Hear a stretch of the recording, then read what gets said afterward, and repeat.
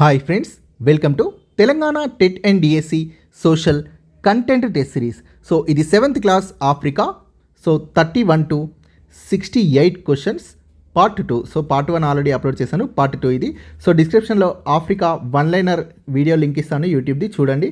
So అవి చూసిన తర్వాత ఇది చూస్తే మీకు ఈజీగా చేయొచ్చు ఆన్సర్స్. సో అలానే ఎవరికైనా ఈ టెస్ట్ సిరీస్ కావాలి అనుకుంటే కింద డిస్క్రిప్షన్లో శశి అకాడమీ యాప్ లింక్ ఉంది. యాప్ ఇన్స్టాల్ చేసి స్టోర్లోకి వెళ్తే మీకు ఇవి plus PDF and video classes కూడా కనబడతాయి. సో చూద్దాం.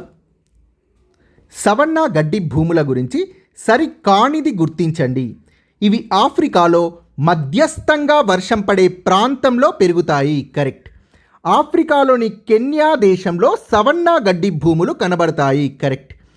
ఏనుగు కూడా కనిపించనంత ఎత్తులో దట్టంగా ఈ గడ్డి ఉంటుంది. కరెక్ట్. ఈ ప్రాంతం అనువైనది కాకపోవడం వల్ల ఇక్కడ క్రూర జంతువులు కనబడవు. సో ఇది రాంగ్.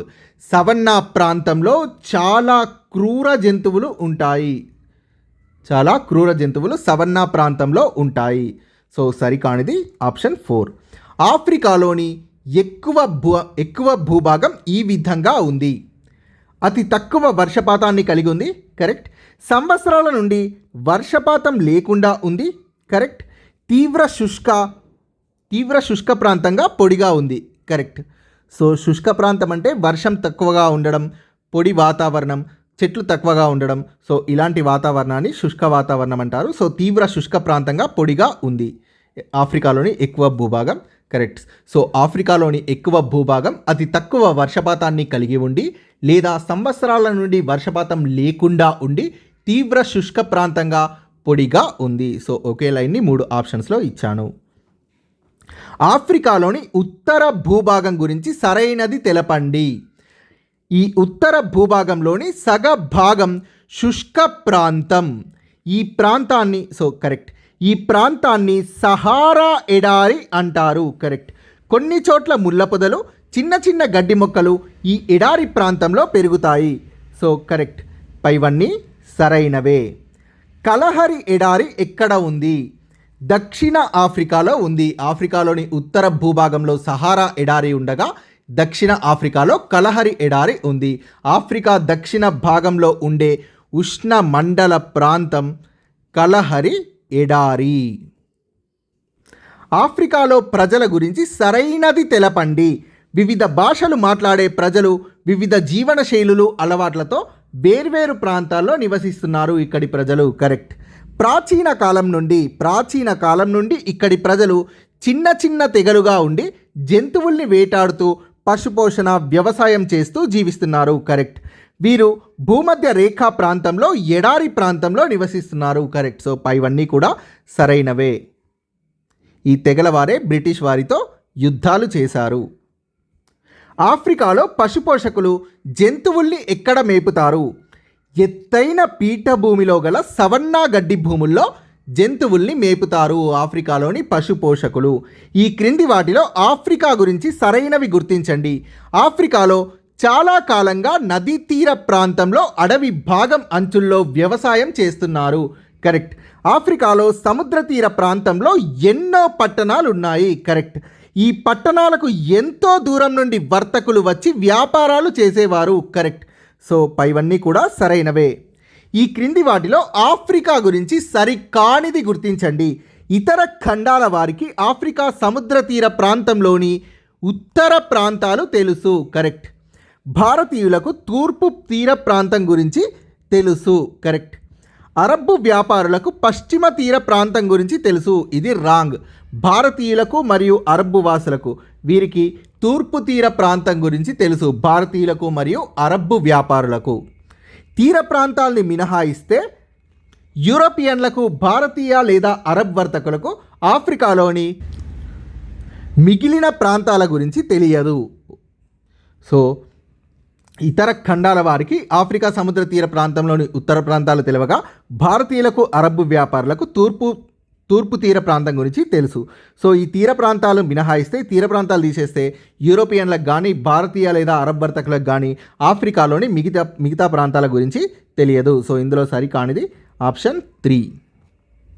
500 సంవత్సరాల క్రితం యూరోపియన్లు సముద్ర మార్గం గుండా భారత్ చేరుకోవడానికి ఈ ఖండం చుట్టూ తిరిగి వచ్చేవారు, ఆఫ్రికా చుట్టూ తిరిగి వచ్చేవారు. యూరోపియన్లు డ్యాష్ మహాసముద్రాన్ని దాటుతూ సెయింట్ మదీరా అజోర్స్ ద్వీపాల్లో ఆగేవారు. అట్లాంటిక్ మహాసముద్రాన్ని దాటుతూ యూరోపియన్లు సెయింట్ మదీరా అజోర్స్ ద్వీపాల్లో ఆగేవారు.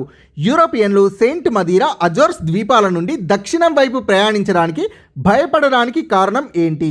అక్కడ చాలా వేడిగా ఉంటుందని, సముద్రం కూడా వేడి నీటితో మసలుతూ ఉంటుందని యూరోపియన్లు భావించి భయపడి ఈ ద్వీపాల దగ్గరే ఆగేవారు. 1498లో పోర్చుగీస్ నావికుడు వాస్కోడ గామా ఆఫ్రికా దక్షిణ అగ్రం వెళ్ళి అక్కడి నుండి డ్యాష్కి చేరుకున్నాడు, అక్కడి నుండి భారత్కి చేరుకున్నాడు. 1498లో పోర్చుగీస్ నావికుడైన వాస్కోడ గామా ఆఫ్రికా దక్షిణ అగ్రం వెళ్ళి అక్కడి నుండి భారత్కి చేరుకున్నాడు. ఈ క్రింది వాటిలో సరైనవి గుర్తించండి. యూరోపియన్లు మొదట ఆఫ్రికా లోపలికి వెళ్ళడానికి ప్రయత్నించినప్పుడు ఎన్నో ఆఫ్రికా తెగల వారు వారితో యుద్ధం చేశారు. యూరోపియన్లతో కరెక్ట్. యూరోపియన్లు ఆఫ్రికాలో తమ యొక్క రాజ్యాన్ని స్థాపించి అక్కడున్న వనరులను సంపదను దోచుకోవాలనుకోవడం వల్ల ఆఫ్రికా ప్రజలు వారి ప్రయత్నాలని అడ్డుకుంటూ యూరోపియన్లని తమ భూభాగంలోకి రాకుండా చేశారు. కరెక్ట్. వర్తకంలో ఆఫ్రికా వారిని యూరోపియన్లు మోసం చేసి వారిని బానిసలుగా చేసుకొని ఇతర దేశాల్లో అమ్మారు. కరెక్ట్. సో పైవన్నీ కూడా సరైనవే. బానిసల వర్తకం గురించి సరైనది కానిది గుర్తించండి. 15వ శతాబ్దంలో యూరోపియన్లు అమెరికాకు వలస వెళ్ళారు. సో ఇది రాంగ్. 16వ శతాబ్దంలో యూరోపియన్లు అమెరికాకు వలస వెళ్ళారు. అమెరికాలో ఎంతో భూమి ఉంది, కానీ ఆ భూముల్లో పనిచేయడానికి సరిపోయేటట్టుగా ప్రజలు లేరు. కరెక్ట్. సో ఈ విధంగా భూముల్లో పనిచేయడానికి సరిపోయేట్టుగా ప్రజలు లేకపోవడం వల్ల ఆఫ్రికా నుండి బానిసల వర్తకం ప్రారంభం అయింది. కరెక్ట్. కోస్తా తీర ప్రాంతంలోని గినియాలోను ఆఫ్రికా తూర్పు తీర ప్రాంతంలోనూ ఉన్న వాళ్ళని పట్టుకొచ్చి వాళ్ళను బానిసలుగా చేసుకున్నారు. కరెక్ట్. సో ఇందులో సరికానిది ఆప్షన్ 1. ఏ శతాబ్దంలో యూరోపియన్లు అమెరికాకు వలస వెళ్ళారు? 16వ శతాబ్దంలో యూరోపియన్లు అమెరికాకు వలస వెళ్ళారు. యూరోపియన్లకు బానిసలను అమ్మినందుకు గాను ప్రతిఫలంగా ఆఫ్రికాలోని తెగల పెద్దలు ఏం పొందారు? తుపాకుల్ని పొందారు, ఇనుప ఆయుధాల్ని పొందారు, మద్యంని పొందారు, దుస్తులను పొందారు. So 1, 2, 3, 4 answer.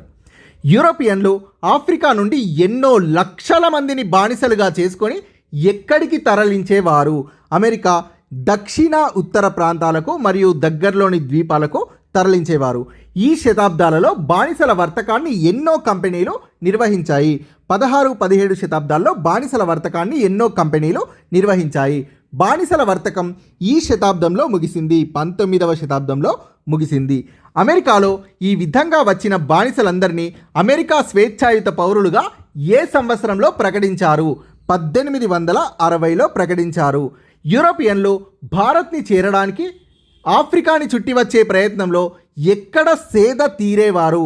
ఆఫ్రికా నౌకాశ్రయాల్లో సేద తీరేవారు. యూరోపియన్లు భారత్ని చేరడానికి ఆఫ్రికాని చుట్టి వచ్చే ప్రయత్నంలో ఆఫ్రికా నౌకాశ్రయాల్లో సేద తీరేవారు. తర్వాత పోర్చుగీస్, డచ్, ఆంగ్లేయులు, ఫ్రెంచ్, జర్మన్లు ఆఫ్రికా ఖండంలోని లోపలి భూభాగంలోకి ప్రవేశించి అక్కడి ప్రాంతాలను వలస ప్రాంతాలుగా చేసుకున్నారు. యూరోపియన్లు ఆఫ్రికాలో వలస ప్రాంతాలు ఏర్పరచుకుంటూ ఖండం లోపలి భాగంలోకి వెళ్ళారు. వాళ్ళు ఈ వైపు నైలు నది పుట్టుక స్థానం వరకు ప్రయాణించారు. ఉత్తరం వైపు నైలు నది పుట్టుక స్థానం వరకు ప్రయాణించారు యూరోపియన్లు. ఆఫ్రికాలో యూరోపియన్లు పశ్చిమ ప్రాంతంలో నైజర్ లోయ నుండి డ్యాష్ వైపు కేప్ టౌన్ వరకు వెళ్ళారు. దక్షిణం వరకు యూరోపియన్లు పశ్చిమ ప్రాంతంలో నైజర్ లోయ నుండి దక్షిణం వైపు కేప్ టౌన్ వరకు వెళ్ళారు. యూరోపియన్లు ఆఫ్రికాలో డ్యాష్ నదీ పరివాహక ప్రాంతాన్ని ఆవిష్కరించారు. యూరోపియన్లు ఆఫ్రికాలో జాంబేజీ నదీ పరివాహక ప్రాంతాన్ని ఆవిష్కరించారు. చాలా చాలా ఇంపార్టెంట్. ఈ కింది వాటిలో సరైనవి గుర్తించండి. యూరోపియన్లు ఆఫ్రికా కలప ఖనిజ సంపదను పెద్ద ఎత్తున యూరప్కి ఎగుమతి చేశారు. కరెక్ట్. ఆఫ్రికా ఖండం దక్షిణ ప్రాంతంలోని బంగారం గనులు, వజ్రాల గనులు నేటికి యూరోపియన్ కంపెనీల ఆధీనంలో ఉన్నాయి. కరెక్ట్. జాంబియా, జింబాబ్వేలలో విలువ కట్టలేని రాగి గనులు ఉన్నాయి. ఎంతో కాలం నుండి ఈ ఖనిజం వారికి ఎంతో ముఖ్యమైన ఎగుమతి. కరెక్ట్. ఆఫ్రికా నుండి వనరులను ఎగుమతి చేయడం యూరోపియన్లు ఆపలేదు. వారు టీ, కాఫీ, రబ్బరు, పొగాకు మొదలైన తోటల పెంపకం చేపట్టి వాటిని యూరప్కు ఎగుమతి చేసేవారు. కరెక్ట్. సో ఇవన్నీ కూడా సరైనవే. నైజీరియాలో పంటలు లేదా తోటల గురించి సరికానిది గుర్తించండి. దక్షిణ నైజీరియాలో కోకో మాత్రమే. సో ఇక్కడ ఒక లైన్ మిస్ అయింది ఫ్రెండ్స్. చాక్లెట్లను నైజీరియాలో పండే కోకోతో తయారు చేస్తారు. కరెక్ట్. సో టెస్ట్ సిరీస్లో మీకు అలా మిస్ అవ్వడం ఏమీ ఉండదు. సో ఇక్కడ మిస్ అయింది కానీ. సో ఫస్ట్ ఆప్షన్ కరెక్టే. చాక్లెట్లను నైజీరియాలో పండే కోకోతో తయారు చేస్తారు. దక్షిణ నైజీరియాలో కోకో మాత్రమే కాకుండా రబ్బరు తోటలు ఉన్నాయి. కరెక్ట్. పామ్ ఆయిల్ చెట్లు కూడా ఇక్కడ ఎక్కువగా పెంచుతారు. వీటి గింజల నుండి నూనె తీస్తారు. కరెక్ట్. పడవలో నైలు నదిని దాటి పామ్ ఆయిల్ పండ్లను గింజలను సేకరిస్తారు. సో ఇది రాంగ్. పడవలో నైజర్ నదిని దాటి పామ్ ఆయిల్ పండ్లను గింజలను సేకరిస్తారు నైజీరియాలో. నైజీరియా నుండి వీటిని ఎగుమతి చేసి విదేశీ మారక ద్రవ్యాన్ని పొందుతున్నారు. కోకో, రబ్బర్, పామాయిల్ని ఎగుమతి చేసి విదేశీ మారక ద్రవ్యాన్ని పొందుతున్నారు నైజీరియాలో. నైజీరియా గురించి సరైనది కానిది గుర్తించండి. నైజీరియాలో బ్రిటిష్ వారు తోటలు పెంచడం మొదలుపెట్టారు. కరెక్ట్. చెట్లన్నీ ఒక్కచోటే పెంచడం వల్ల వాటిని కాపాడడం, పంట కోయడం సులభమైంది. కరెక్ట్. నైజీరియా ప్రజలు ఈ తోటల్లో పనిచేయడం ప్రారంభించారు. బ్రిటిష్ వారు ఈ తోటలకు మేనేజర్లుగా ఉండేవారు. కరెక్ట్. ఈ విధంగా నైజీరియాలో పామ్ ఆయిల్ చెట్లు, కోకో, రబ్బర్ వంటి సేంద్రియ వ్యవసాయం మొదలైంది. సో ఇది రాంగ్. సేంద్రియ కాదు, వాణిజ్య వ్యవసాయం మొదలైంది. పామ్ ఆయిల్ చెట్లు, కోకో, రబ్బర్ వంటి వాణిజ్య వ్యవసాయం మొదలైంది. So answer option 4. బ్రిటిష్ వారు తోటలు గల ప్రాంతంలో అనేక ప్రాసెసింగ్ పరిశ్రమలు ఏర్పాటు చేశారు. వీటిలో ముఖ్యమైనది కానిది గుర్తించండి. కోకో పండ్ల నుండి గింజలు తీయడం, వీటిని ఎండబెట్టడం. కరెక్ట్. పామ్ చెట్ల పండ్ల నుండి నూనెను తీయడం. కరెక్ట్. చెట్ల నుండి రబ్బరు తీయడం. కరెక్ట్. సో ఇందులో రాంగ్. తేయాకును శుభ్రపరచడం. సో ఇది సరికానిది. Answer option 4. భారతదేశంలో సో అయితే వీటి నుండి వచ్చే లాభాల్ని ఎక్కువగా బ్రిటిష్ వారు పొందగా నైజీరియా ప్రజలు కేవలం వ్యవసాయ కూలీలుగా పనిచేసేవారు. భారతదేశంలో ఎవరి కాలంలో వ్యాపారం కోసమే టీ, కాఫీ తోటలు ప్రారంభమయ్యాయి? భారతదేశంలో బ్రిటిష్ వారి కాలంలో వ్యాపారం కోసమే టీ, కాఫీ తోటలు ప్రారంభం అయ్యాయి. ఈ సంవత్సరం వరకు నైజీరియా బ్రిటిష్ వారి ఆధీనంలో ఉండి స్వాతంత్ర్యం పొందింది. 1960 వరకు నైజీరియా బ్రిటిష్ వారి ఆధీనంలో ఉండి స్వాతంత్ర్యం పొందింది.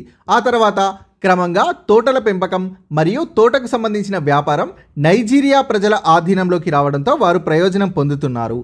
స్వతంత్ర ఆఫ్రికా గురించి సరికానిది గుర్తించండి. ఆఫ్రికా దేశాలు యూరోపియన్ల అధికారం నుండి శతాబ్ద కాలంగా స్వాతంత్రం పొందుతున్నాయి. కరెక్ట్. కొత్త దేశాల ఆవిర్భావం జరిగి అక్కడి ప్రజలు నూతన ప్రభుత్వాల్ని ఏర్పాటు చేసుకున్నారు. కరెక్ట్. యూరోపియన్లు అందరూ ఆఫ్రికా ఖండాన్ని వదిలి తమ ప్రాంతాలకు వెళ్ళిపోయారు. సో ఇది రాంగ్. అయితే ఎంతోమంది యూరోపియన్లు ఆఫ్రికా ఖండంలోనే స్థిర నివాసం ఏర్పరచుకున్నారు. ఆఫ్రికన్లు మెల్లమెల్లగా తమ దేశం మీద, తమ అడవుల మీద, గనుల మీద, వ్యవసాయ ఉత్పత్తుల మీద ఆధిపత్యం నెలకొల్పుకుంటూ వాటి ప్రయోజనాలు పొందుతున్నారు. కరెక్ట్. సో ఇందులో సరికానిది ఆప్షన్ 3. ఆఫ్రికాలో ఖనిజ సంపద గురించి సరికానిది గుర్తించండి. ఆఫ్రికా ఖండంలో బొగ్గు, రాగి, తగరం మొదలైన ఖనిజాలు విరివిగా లభిస్తాయి. కరెక్ట్. బంగారం, వజ్రాలు వంటి విలువైన ఖనిజాలకు బహుశా ప్రపంచంలోనే ఆఫ్రికా ఖండం అత్యధిక ఉత్పత్తిదారు. కరెక్ట్. ఆఫ్రికాలోని ప్రజల్ని బానిసలుగా పనిచేయించుకొని ఖనిజ సంపదను దోచుకోవడమే ఐరోపా వాసుల ముఖ్య ఉద్దేశం. కరెక్ట్. ఆఫ్రికా దేశాలు స్వాతంత్రం పొందిన తర్వాత ఇక్కడి ఖనిజ సంపదపై ఐరోపా కంపెనీల ఆధిపత్యం ముగిసిపోయింది. ఇది రాంగ్. ఆఫ్రికా దేశాలు స్వాతంత్రం పొందిన తర్వాత ఆఫ్రికా దేశాలు స్వాతంత్రం పొందినప్పటికీ కూడా ఖనిజ సంపదపై నేటికి కూడా ఐరోపా కంపెనీల యొక్క ఆధిపత్యం కొనసాగుతూనే ఉంది.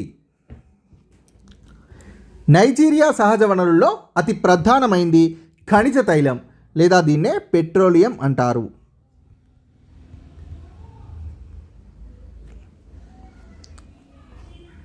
నైజీరియాలోని చమురు శుద్ధి కర్మాగారాలపై ఆధిపత్యం కలిగి ఉన్న కంపెనీలు డచ్ కంపెనీలు. నైజీరియాలోని చమురు శుద్ధి కర్మాగారాలపై డచ్ కంపెనీలు ఆధిపత్యం కలిగి ఉన్నాయి. డ్యాష్ సంవత్సరం నుండి నైజీరియా ఇక్కడ ఒక చిన్న వర్డ్ మిస్ అయింది ఫ్రెండ్స్, నేను ఎడిట్ చేస్తాను. డ్యాష్ సంవత్సరం నుండి నైజీరియా పెట్రోలియం లేదా ఖనిజ తైలంని ఎగుమతి చేస్తూనే ఉంది. ఆన్సర్ 1958 నుండి నైజీరియా పెట్రోలియం లేదా ఖనిజ తైలాన్ని ఎగుమతి చేస్తూనే ఉంది. నైజీరియాలో చమురు శుద్ధి కర్మాగారాల్ని ఎక్కడ నెలకొల్పారు? హార్కోట్ మరియు వారిపోర్ట్. ఇవి రెండు చమురు శుద్ధి కర్మాగారాలు. Answer 3 and 4. ఆఫ్రికాలో విదేశీ కంపెనీల గురించి సరైనది గుర్తించండి. నూతన సాంకేతిక పరిజ్ఞానంతో పెద్ద మొత్తంలో పెట్టుబడులతో విదేశీ కంపెనీలు ఆఫ్రికాలో ఖనిజాల్ని వెలికితీసి శుద్ధి చేసే పరిశ్రమల్ని నెలకొల్పాయి. కరెక్ట్. ఈ పరిశ్రమల్లో స్థానికులకు ఉపాధి కల్పించడం లేదు. ఇది రాంగ్. చాలా కంపెనీలు పర్యావరణ పరిరక్షణను నిర్లక్ష్యం చేస్తున్నాయి. తద్వారా ప్రజలకు ప్రకృతికి ఎంతో నష్టం కలుగుతుంది. కరెక్ట్. దీని యొక్క ప్రభావం అనేది భూమి నాణ్యతపై ప్రజల జీవనంపై తీవ్ర ప్రభావం చూపుతుంది. కరెక్ట్. ఇందులో సరికానిది ఆప్షన్ 2. ఈ పరిశ్రమలో స్థానికులకు ఉపాధి అవకాశాలు కల్పిస్తున్నాయి ఈ కంపెనీలు. ఇందులో సరైనది ఆప్షన్ 1, 3, 4.